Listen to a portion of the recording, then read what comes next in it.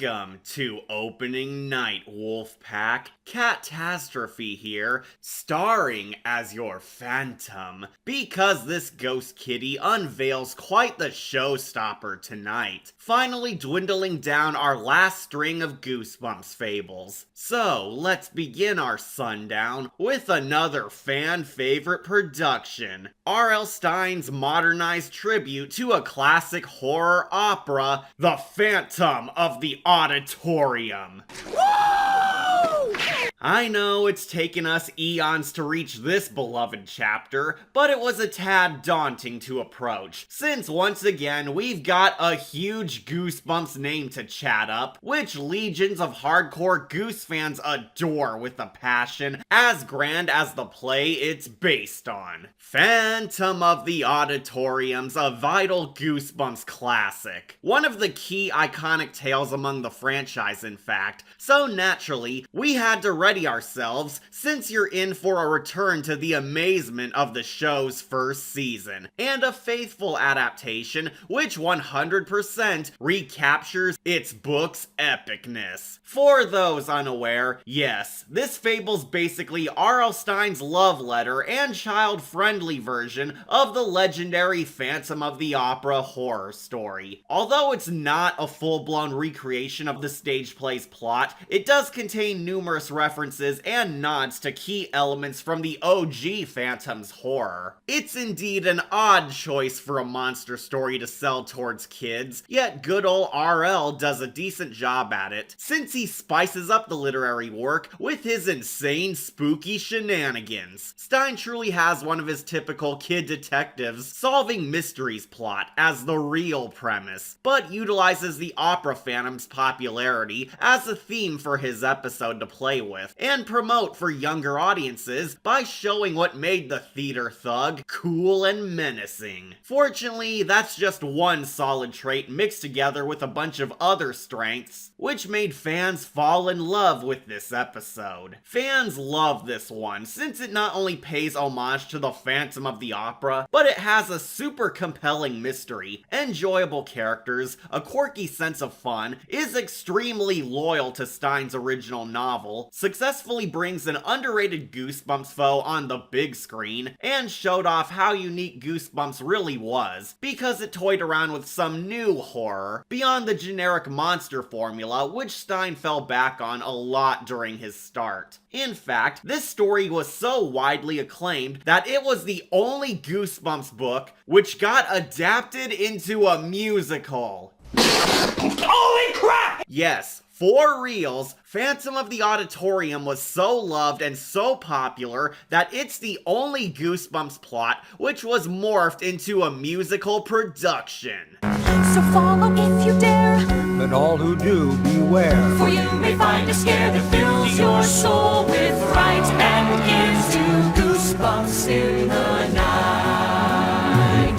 So it's safe to say that there's a massive fanbase for this tale too. One just as high as the Haunted Mask and Horrorland for sure. It really says a lot on how beloved this tale is, since they took the Phantom of the Opera, arguably one of the least popular retro monsters, and remade him a hit again amongst younger generations. Since, let's face it, the singing ghost isn't exactly something kids would have been into without Goosebumps. I am the gayest supervillain ever. Beware my scented candles. Ooh, scented. Honestly, the show's adaptation of it was also so good that there aren't going to be many book comparisons. Why? Because this episode might be the most loyal adaptation the show's ever done in a long while. Like, this is all entirely Stine's writing. Very little was done changing his vision or the major events from the page. It's all perfectly recreated for the TV show, so we won't have too much to discuss as it's a faithful retelling. You son of a bitch. However, just cause it's faithful to the book doesn't always equal good. Look at You Can't Scare Me and Ghost Beach for examples. So there's a chance it might not be as good as we recall, but we'll have to buy our ticket to judge ourselves. You all have requested this play forever, so let's stop wasting time and see. Is this episode still an all-star classic which sings that goosebumps galore? Or is it a fail bomb worse than the pain of a burnt face? Grab your scripts and flashlights cause we're venturing down the trapdoor to find out. This is our critique on the beloved Goosebumps orchestra, The Phantom of the Auditorium. His compositions haunted her and thrilled her.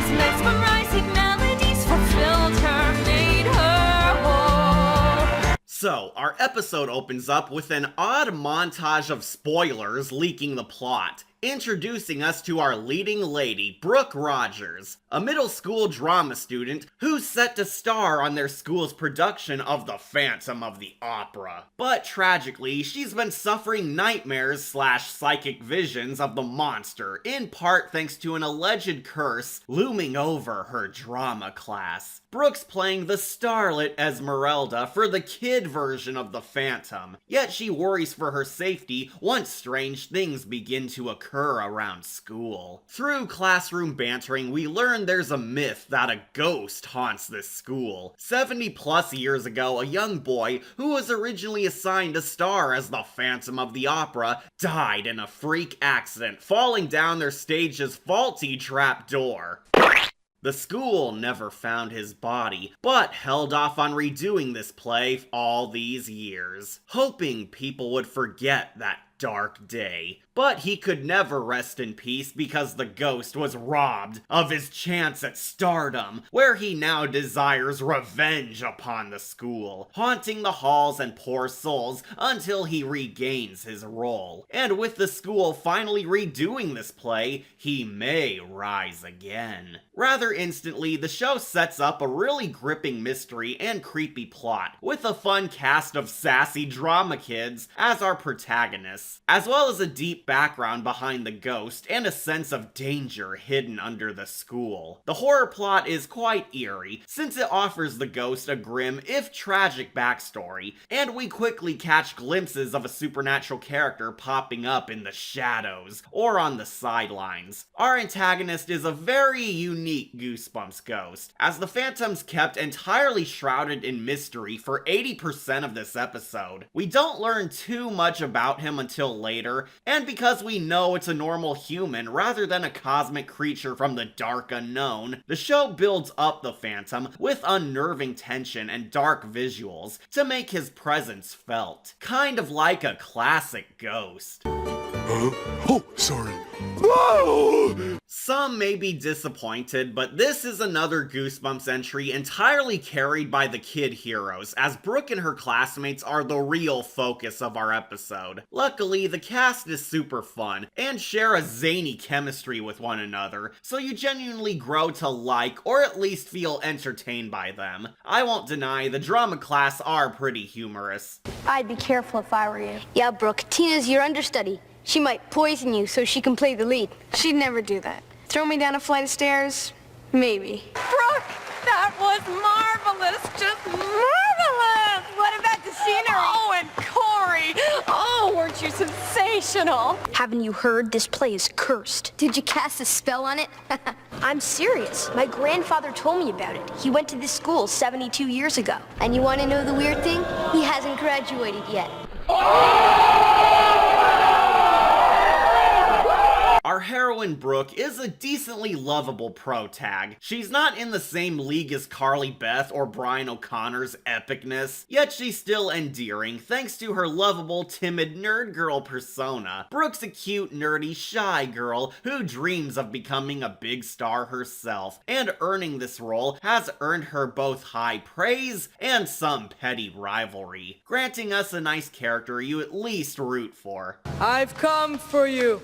Can I borrow some lunch money? Oh, Phantom, you already owe me $10. I hope you starve. The rest of the cast are also fairly good. Some got larger roles than others, but acting-wise, they all deliver smoothly. I suppose what makes these supporters vastly better than our usual wooden kid heroes is that the show got a huge number of Are You Afraid of the Dark actors on board. Even as minor side characters, they got the rival hockey player from The Tale of Jake the Snake as Zeke Matthews, the doofy game teacher from The Tale of the Renegade Virus as Emil, Jake from The Tale of the Reanimator as a sidekick, and Doug Johnson from The Tale of the Quicksilver as a sidekick. Julia Chantry is also the alpha bitch rival towards Brooke, Tina, who'd hilariously go on to star on The Phantom of the Megaplex, another love letter to Phantom of the Opera. Phantom of the Megaplex strikes again! And lastly, Brian Colson, the new kid on the block, is played by Ralphie from the Magic School Bus, crossing off another Miss Frizzle classmate on our Magic School Bus Goosebumps guest star bingo card. So you get the gist. Solid actors, charming characters, and giving us a fun drama in Drama Club. Enough with the foreplay, Sailor. What are you selling? Well, the entire first act is basic setup, as we simply meet all our stars and learn their dynamics, as well as the mystery hidden under their auditorium. Brooke's the star, and a target on the legendary Phantom's hit list. There's a totally jelly alpha bitch named Tina trolling her because she wanted the lead. All the kids are so stoked for this play's comeback. The ditzy drama teacher Miss Walker's hyping up everything, and Zeke the class clown spooks his pals, making him a prime red herring. The class also tests their trap door, which is on the fritz again, so the teacher warns everyone that they must stay away from it. So of course, they'll eventually explore it later. It's called reverse psychology, babies! Throughout the plot, both R.L. Stine and his showrunners very cleverly drop some loving tributes to the OG opera. Many of the ideas and plot points here are direct allusions to the old classic, such as a rumored dead actor haunting the theater, the current acting team dealing with a ghost, an underground lair belonging to the Phantom, the leading lady catching the ghost's eye, etc. These are cute Easter eggs for retro horror fans, but while it may be mistaken for a direct modern remake of The Phantom of the Opera, it's not. It's still a short R.L. Stine scary story, with its own identity. The Phantom of the Opera is more so an inspiration and theme for the episode, but while the mystery resembles the haunted theater, it does have an original narrative in use. One of the rare criticisms I do have against it, though, are these weird nightmares Brooke suffers. Throughout the episode, Brooke has these odd psychic dreams teasing at events yet to come during her misadventure, hinting that she might have powers. She called it shiny. In the book, these phantom nightmares are just that. Bad dreams Brooke's having because of her fears and stress from the cursed play and the monster lurking around school. However, in the show, these make no sense and go absolutely nowhere. I thought they were suggesting that Brooke's psychic or has foresight or something, but the episode never clarifies any of this, and only makes it more confusing because the writers hint that they aren't just dreams, they're visions. Listen, Zeke, this trapdoor. I dreamt about it last night. I've never seen it before.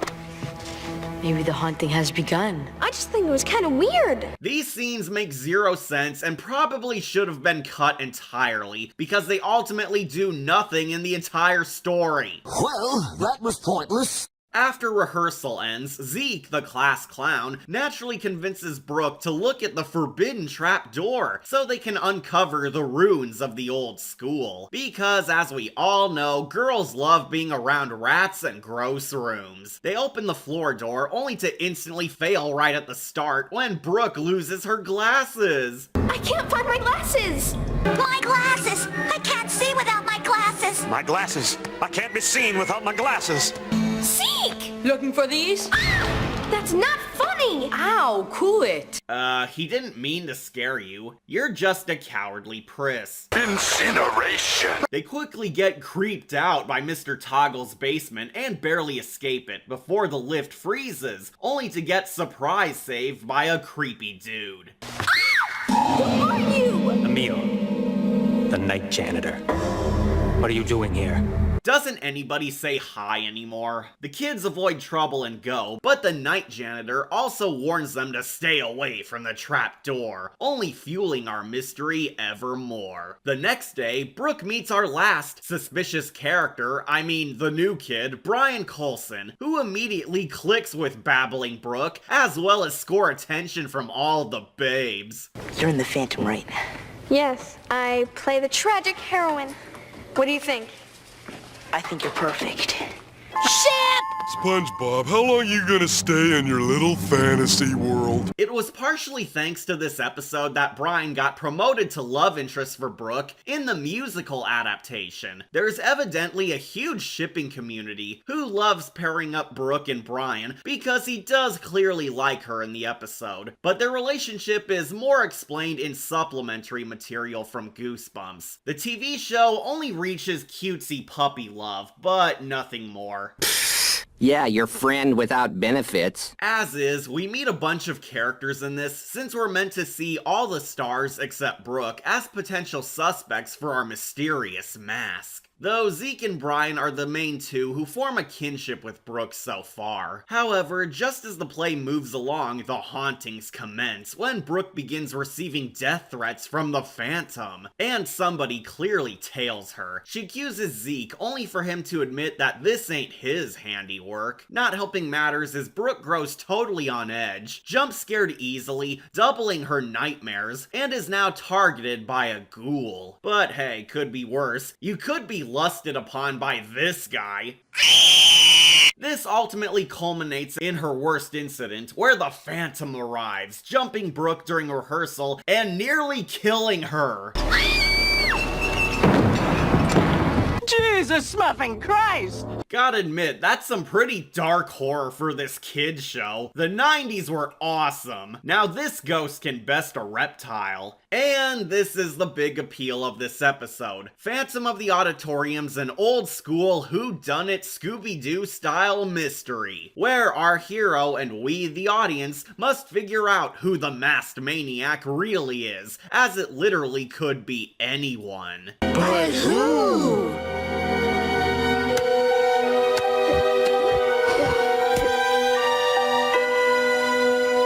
Stop that! The cast is so massive since all the characters are potential candidates behind the masked Phantom's rampage, and the narrative grants everyone a motive or secrets to make it mysterious. The sole character completely innocent here is Brooke, as she attempts to solve this by recruiting her pals to crack the case. You two are like the mystery twins. Don't call us that. In a surprising decision, The Phantom of the Auditorium is shockingly not a pure supernatural story, but more so a murder mystery where the kids don't believe a ghost is prowling around haunting their school, but think there's a logical explanation behind everything, and that the masked attacker is a normal person, plotting against Brooke for a mundane reason. This was a very unique Stine work, since it's mostly grounded in reality and aims for a more Scooby-Doo style arc where the monster is secretly a regular human being donning a costume, rather than something super extravagant or magical. To be fair, it's very good at it too. What makes it scary is that it raises that paranoia and dread that literally somebody in your life could be moonlighting as a bad guy. In a similar vein to Scream, people love this monster for one simple question: who is the Phantom? Could it be Tina, the jelly alpha bitch backstabbing her rival Brooke? The creepy janitor Emil hiding something? The new kid Brian upset that he's not acting in the play? The drama teacher Miss Walker using the attacks as publicity to hype up her show? The creepy principal, Zeke the class clown, Corey, or possibly even a real ghost? Everybody's a suspect! It's a very simplistic approach, yet a super effective one, as the fear stems from somebody in your life conspiring against you, and literally anyone at a public school could be a dangerous lunatic using the Phantom legend to commit crimes. I can understand the admiration it gets, since Goosebumps is merely doing a live-action Scooby-Doo episode, albeit with a lethal universal monster doing the hauntings, making for a very fun children's adventure. closure. Though, as we learn, we see this villain's not a joke, like a Scooby baddie. Case in point, the ghosts earn some wins as Zeke gets framed as the attacker, thanks to evidence planted on him. And because he's a dick, everyone distrusts and blames him for ruining their production. I'm calling your parents, Zeke. You're out of the play. And if anything else happens, I'm canceling the production. The all is lost moment!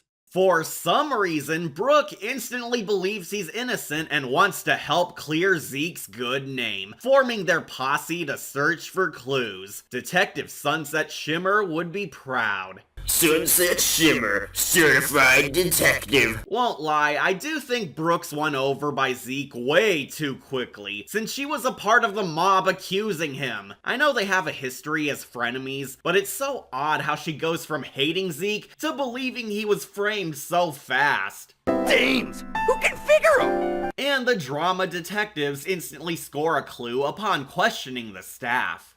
Night guy? What night guy? Emil, the night janitor. Night janitor? There's no night janitor. Ew, there's no night janitor at a school? Who the heck's cleaning those bathrooms? Disgusting! That's crazier than having snake men working at school. With Emil as prime suspect, the gang break his rule by exploring the trapdoor themselves, since they don't have a dog to sacrifice, and expose the class secret, finally gaining closure and saving Zeke. We get a pretty tense moment of the trio getting stuck under Big Yellow's hood and scouring the dark, which is quite eerie. The spooky basement scenes are easily the creepiest parts all episode, since it's so difficult to see everything. Empty, silent, and grim, like a tomb straight out of the opera. You can tell it was so unsettling that even Mr. Toggle would borrow it. After roaming the hall, we at last find out what's down here. A secret dingy man cave belonging to the Phantom.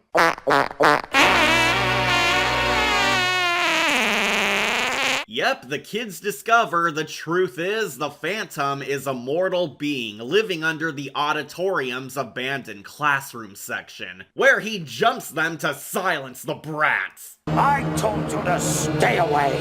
You should have listened to me. Run for it!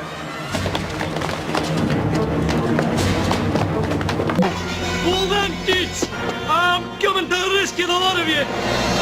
Ow! Ugh, I'm bad at this. The cloak grabs Brooke, where she exposes him as Emil. Oh my god, no way! And the gang saved nick of time when the coppers and creepy principal show up to save the day by letting the bum escape. What the fuck? So, I know Book Emil has a tragic backstory which made you sympathize with him since he's a homeless loser, but they cut out arresting him and let him waltz out of here even though he threatened children? What the heck, writers? Don't worry, he's off to stalk and assault more underage girls.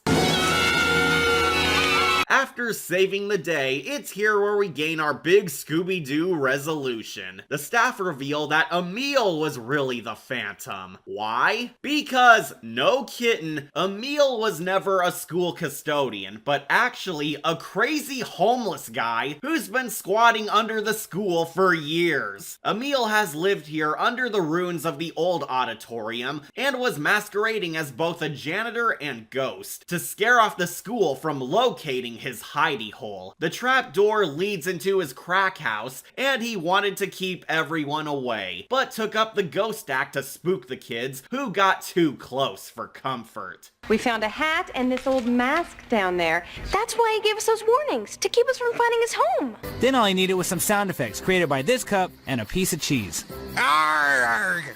Gotta admit, that's a pretty clever twist which you don't see coming. Our Goosebumps villain was a berserk hobo trying to ward off and kill people with a Scooby-Doo hoax the entire time. Never thought you'd see that on a family picture. This is the one major change from the novel, as although Emil was the true mastermind in the book as well, he was arrested and interrogated on the page, but not in the show. When questioned, Emil confesses that that he did frame Zeke and sent threats to Brooke. However, he wasn't present for some of the scares, or aware of the Phantom's myth, teasing that it wasn't over yet. But the show cut this part out to keep our real supernatural scare a surprise. Speaking of which, happy ending! Emil's evicted, the Phantom's unmasked, they clear Zeke's name, and the play's back on. Only for the final curtain to lift up our twist ending. During opening night, the play acts out without a hitch until Zeke gets jumped and replaced by the real Phantom, at last reclaiming his role.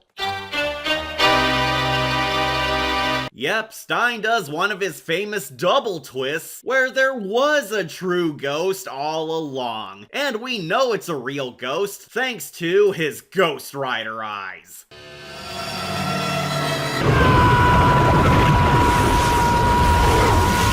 Naturally, as a theatrical cur, he monologues his true scheme. The Phantom haunted this school for 100 years, because he wants to fulfill his dream of starring on the play he never got to perform.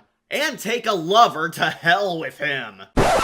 That's right, the Phantom's a tad more vile on the show. Hey musical fans, you know how Brooke and the Ghost share a cute, sweet romance where they deeply bond? Well, the show alters that to the Phantom being a creeper, forcing her to join him in darkness. And you, Esmeralda, come with me to eternal darkness.